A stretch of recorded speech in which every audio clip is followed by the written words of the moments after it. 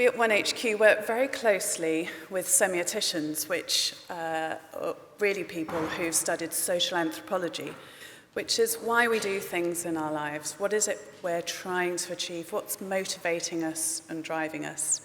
A lot of people have probably heard about System 1, the part of the brain that's more of the subconscious, or the chimp, as it's sometimes called. I love that book, The Chimp Paradox, by Steve Peters, who was the Olympic psychologist and helped people like Chris Hoy work out how to get another gold when the rest of the world expected him to. But what's very interesting is this chimp part of our brain is driving most of our decisions. It's not that conscious System 2 part of our brain that we think tells us what we want. So I'm going to talk a little bit about the part of the book that you'll see in slides 5 to 14 when you pick it up at the end of today, which is what is behind all of these really exciting trends that we've seen. And what's really interesting is, why is that important? And in fact, what's really important when we respond to these trends is making sure that our response as brands, as manufacturers, as retailers and restaurateurs, that it actually meets what it was we were trying to achieve, the cultural need behind the trend. So is it just that we're going to have something that's more meaningful to nature and society, rather than just it's recycled or it's natural, which we were having a good conversation about earlier. What is natural? So the trends themselves really manifest themselves also visually, and that's one of the things that we've worked with Charles on a number of occasions, which is looking at the signs, codes, and symbols that express the trends. So we do things like analyse the language in the menu, analyse the room, and here's a really lovely example of a room that's full of semiotic codes and symbology. And there was a lot of meaning when they actually designed in 1866 this particular hall, and I was just looking it up online before we came here. These people were trying to purvey their motto of more light, more power, which is really interesting, and it was all about pioneering bold ideas, including what I thought was very progressive, and in fact we can learn from the Victorians yet again. In 1897 they had a refuse destructor in here which generated electricity and power for the street lighting from all the waste products used in the Shoreditch Town Hall. Who'd have thought it even back then? But literally the packed decor, communications, the menu, the atmosphere, all of these are helping to express whether or not we're delivering to people's deep cultural needs. And that's the story that really brings the experience to life. So I'm going to tell you a little bit about those. And we essentially look at these signs, codes, themes from all of the trends that Charles collects and identify what the motivating driving forces are behind them. And from that, generate the visual and verbal, the stories, the brand platforms or product platforms, innovation platforms that create the opportunity areas that fit the needs and also match what your brands or products are. So let's have a little look at some of the fun ones. I'm not going to take you through everything, but as Charles showed you before, you can see here that the core cultural drivers are all linking into the central theme of consideration. So I'm going to explain that a little bit more. And then I'm going to touch upon some of the drivers behind the big cultural trends of selflessness, egocentrism, infinite possibility, and who to trust. What a surprise, we've got the trust word in there this year. So let's have a little look at those fundamental cultural needs driving them. Well, we've got quite a few, so I'm just going to cherry pick, but just to explain how they work, we've got this one central global driver, then underneath that, the 4 macro cultural trends, and then within that, these little signs, codes, and symbols, these driving forces. We've actually got 47. They're all in your book. We're not going to do all of them now, otherwise you'll never get to lunch. But we're just going to pick some of the more interesting ones to add some flesh to those big drivers. So first off, let's understand what we mean by the word consideration. Now, this is really interesting, and if anybody happened to pick up on my tweet yesterday, you might have actually gone and looked at the TED Talk on the paradox of choice by Barry Schwartz. It's absolutely fascinating. And when I studied experimental psychology, the choice paradox was one of the things that really captured my imagination. Because at the moment, of course, we have this ability to experience infinite choices. If we're going out for a meal or we want to buy things in the supermarket, as Barry Schwartz points out in his TED Talk on the paradox of choice, in his local, not very big supermarket, he's in America, he can buy 175 salad dressings. Now, that is very tricky to work your way through, and his whole talk talks about the fact that the official dogma that to maximize individual choice gives you infinite freedom and should lead to happiness is actually wrong. And it is the reverse, which is the infinite ability to choose actually paralyzes you. It doesn't liberate you. You stand there in front of the fixture and you think, which of the 175 salad dressings do I need? And really what we need is people to help us curate our choices. And so the emerging truth, and in fact Lidl and Aldi do this very well, of course, because they curate our choices right down, so we can just pick from, say, the 3 that they have put in front of us, is that we don't want infinite choice. And the issue with the emerging millennials and Generation Z is that they are actually taking longer to make choices, and they are finding it harder to make these choices. And it's for a number of reasons. One of them we talk about, which is that, of course, you are now more judged. In the social media, people judge you by whether or not your choices are appropriate. And in fact, this is one of the reasons why people are thinking more about whether or not their choices are good for society and the environment, because they can be seen all the time by others. And in fact, quality and price have become our hygiene factors. For every action we take, we want to think more about the other implications and choices, or have greater, deeper, more exciting, more vibrant experiences, because most products taste pretty good, and most products are now similarly priced, and the same with our restaurant choices as well. So this is very interesting, and we can see that in fact technology and its revolution is not slowing down. Apparently about 850 apps are downloaded every second from Apple still, and there's a 59% growth in mobile addicts. And these are people that launch apps 60 times a day or more. And people still opt in to push notifications more than they opt out. So people are being constantly bombarded. And I don't know about you, these apps really do help our lives. They do curate our lives. I got here using Citymapper this morning. There was a train strike. How did I work out how I could make sure I could get here on time? Well, Citymapper told me the best route, but not only that, I chose to walk from Bank so that I could burn 93 calories and combine it with a little workout. So hopefully that's been offset by however many calories were in that amazing smoked lock bacon and prune pastry that I then chose to eat. But we can see here that the technology push for giving us these infinite choices is not going away, and it is causing problems. One of the big problems, of course, that is caused by this is that the abundance of choice does lead to depression and feelings of loneliness. And this is another one of our issues that we've got arising from that. And we'll see some of the cultural drivers that are then the response to that, and how can we reconnect with society to overcome what technology has achieved for us in many good ways, burning my 93 calories, but of course, again, the flip side. So let's have a look at that next layer down, the egocentrism that Charles has already talked about, the fact that we can get what we want when we want it, that quality is a standard, and therefore we need more sensorial, emotional, spiritual payoffs on top of that, and how this can also maybe reflect our personal values in our hyper-social world.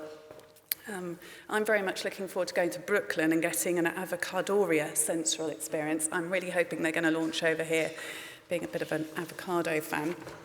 But let's have a little look about what it is that we mean by egocentrism and where that's taking us and where it's come from.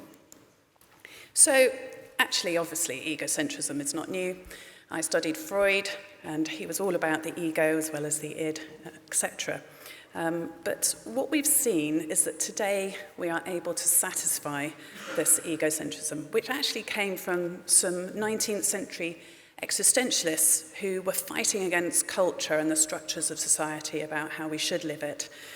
And we were supposed to instead strive for this authentic existence, true to just oneself and who you are. Now, then in the post-structuralism world, 60s and 70s, obviously the 60s was all about being a hippie, doing your own thing, having your own structure in life and creating that. But still, it was quite hard to do that. You weren't very facilitated. But then the 20th century was able to feed that with the consumerism, the capitalism, and the fact that you could buy anything you wanted to and experience so much more if you were enabled to financially. And so this fed the fact that we could be entirely egocentric if we wanted to and fall away from those cultural constraints of society. But the final icing on the cake for egocentrism is really that we now can have things tailored exactly how we want to. And technology enables that. The fact that you can have meals that are DNA tailored to exactly you is amazing and has enabled what the existentialists dreamed of back in the 19th century, that you can have your life exactly how you want it, ideally. So that's a little bit about egocentrism. Let's move on to one of the other areas, which is who to trust. Of course, we had to have our post-truth topic come up. And we can see all around us constantly that we don't really trust due to a number of political, economic, social disasters, environmental crises, fake news, even on our big trusted Facebook. And so we now really struggle to trust these big organisations, governments, religion, big business, the stock market. They've all got their interests at heart, we believe. And so how do we cope with this? And there's sort of three big themes of how consumers are changing accordingly. Let's start with the first one, which we'll all be fairly familiar with, and Charles has just been talking about a couple of examples of this. But we're really looking for these curated but impartial sources of information. And I say curated because, of course, we can access so much information now online. There's too much. So where do we go? And this is really important because in the animal kingdom, of course, we use visual language. There's all these mating calls and cries, wolves' howls. It's very hard to fake in the animal kingdom how we communicate. And of course, visual codes and cues, 85% of how we feel about people is how we think they look and sound, not the actual language coming out. But when we're reading the news and looking online, it is the language that we see. And so we curate this now by sort of two main themes. And we just touch upon those, where we were looking at the Lisbon market had 60+% of excellent ratings on TripAdvisor and 4.8 on Google. So that sounds pretty good. I would probably go there. Also, my own social network, if friends have referred things to me, then I'll think that's probably fine. But what if it's new? And in fact, it's really interesting because the Rooted Project are going to talk to us later about nutrition and trying to work out which stories are true and what is good for us and what isn't good for us. And in fact, we need to rediscover, and we are beginning to rediscover, true scientists and experts, impartiality being really important here, peer-reviewed science. But also, we've now got technology giving us gadgets. And I don't know about you, but I've got a sleep app that will tell me the quality of my sleep last night and whether or not I got enough hours in between. And that's another way that we are trusting the quality of what we're receiving. So technology helping us again. But let's have a look at what else is happening. this discovery of whether or not we trust the new, in fact, we're finding that we're going back to trusting the old. And we've just seen Josie Baker's Mill, where that's old approaches to bread. We've got the French precision skills coming back in. And this is really recapturing our belief in the old and ancient customs, which is not new. The Renaissance did this too, where they looked at classical Greek philosophy. And in medieval times, the alchemists sought to rediscover the genius of first century Hermes. This is not new, and this often happens in times where there's lack of trust and destabilization, that we trust old, traditional, established methods. And then the other thing that we all love and never goes away, but is particularly obvious at the moment, is comfort. Things that we know that we love, that come from things that we understood from our youth, our parents. We get a protective piece from reconnecting with rituals from our childhood. And psychologists often talk about this. Freud talked about it as regression, reverting to ways where we didn't have to be mature and grown up, and we didn't have to be responsible as a reaction to fear. So comfort food is not going away. Let's have a look at some of the more optimistic elements in our cultural drivers. We've got infinite possibilities, and this is our belief in miracles, magic, secrets that can be discovered. And in fact, we can see this more and more with technology enabling it, and we get those immersive experiences in multi-dimensions. And this is all about really good storytelling. Now, in the infinite possibility world, and we've just been hearing about some of the products that can really help us, and DNA now helping us to look at how we can extend life. We're also reconnecting with this magic from the past stories, when we've heard about the Philosopher's Stone, which the Europeans have talked about for years, but Hindus talking about Amrita, which is the eternal elixir of youth. And in fact, now we've got more and more evidence that we can extend life. Some scientists believing that can be infinitely so, others disagreeing with them and saying it's never going to be possible. But with gene therapy and organ transplants, etc., dietary regimes connected to our DNA, this is all becoming possible. Let's have a look at our last area of selflessness, which is really interesting. We're seeing that we have moved away from connecting with traditional institutions as we don't trust them anymore. But that has been offset by ethical and moral consumerism becoming even more to the fore, and millennials are much less hedonistic. I'm very pleased to see there's an alcohol-free drink coming up very shortly, duty-free.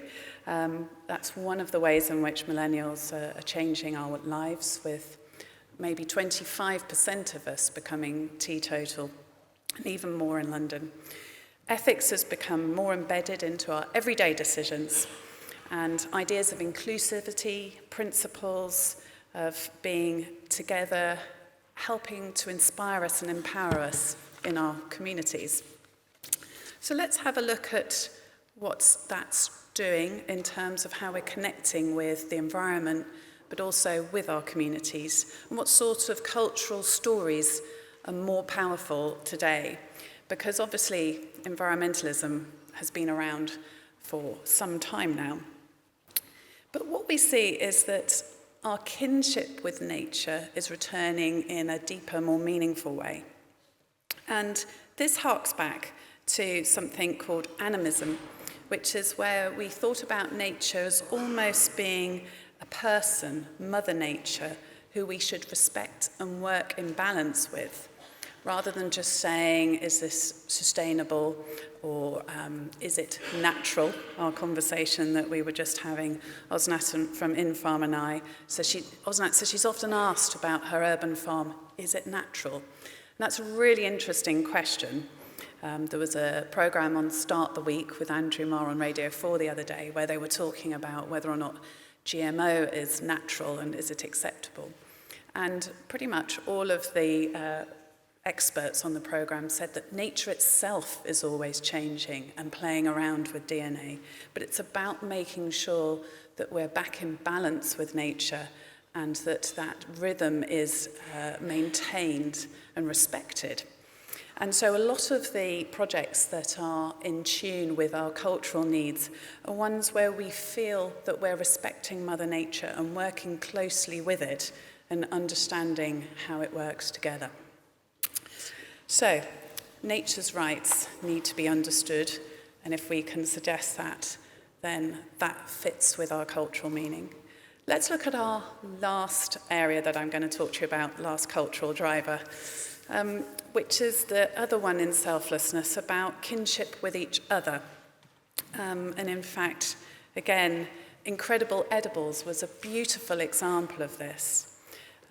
In fact, we know that there isn't just one form of intelligence, and a lot of people have heard about emotional intelligence as well as IQ.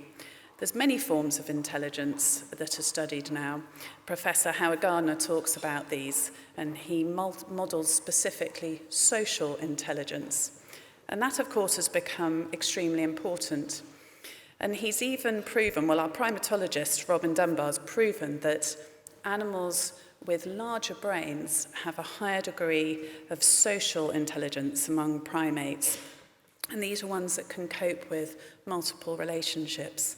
And of course, this is becoming more and more important with social media and how we manage all those relationships, responses online, and whether or not we get the right reaction.